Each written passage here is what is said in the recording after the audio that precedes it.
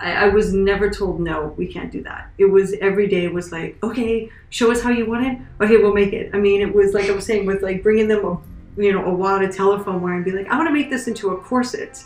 And they were like, okay, let's see how, Every day was just another really great adventure of like what we could make out of trash and just make beautiful, really fun costumes. So it was really fulfilling.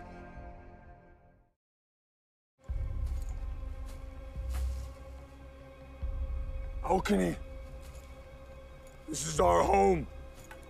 We are one, and we fight as one. Prepare for battle.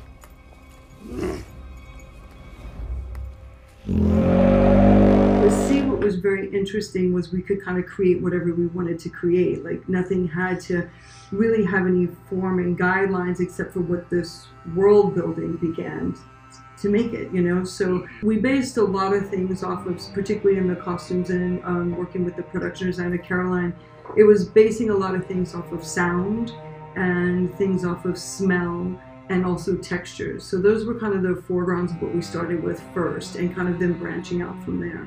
All my projects I started doing massive amounts of research, and with this one I did a lot of cultural and ethnic and tribal research.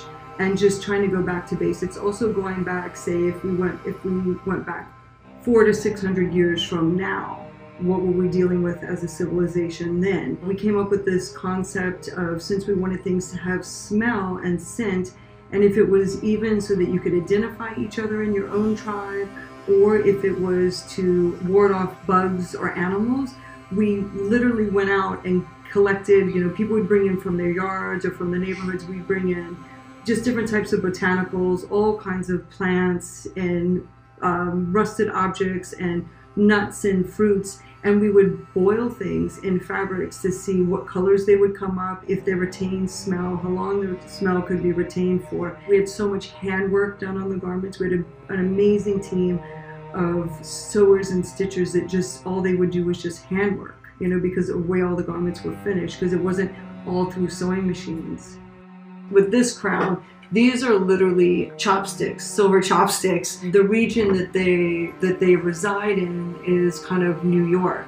So I came up with this idea of like Lady Liberty, that somewhere along the heritage, all these things have come up of the Statue of Liberty with her crown. And so it's trickled down in this madcap kind of idea, because they don't really know what the Statue of Liberty is, and that this is what the Queen has become.